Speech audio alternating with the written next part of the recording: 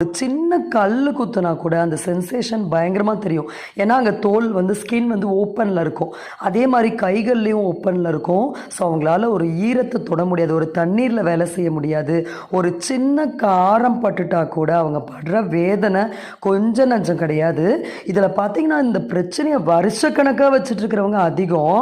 இன்னும் இதுக்கு எவ்வளவோ ஆயின்மெண்ட் தடவி தடவி அந்த புண்கள் ரணம் அதிகமானது தான் ஒரு ஒரு அவங்களுக்கு கிடைச்ச ஒரு ரிசல்ட்டாக இருக்கும். ஸோ அப்போ அந்த ஃபங்கல் இன்ஃபெக்ஷனாக என்ன?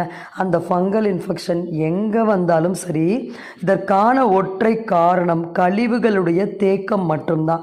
அதை சுத்தம் பண்ணக்கூடிய ஒரு விஷயம்தான் அந்த ஃபங்கஸ். ஆனால் நம்ம பழிய பூரா அந்த ஃபங்கஸ் மேலே போட்டுடுறோம்.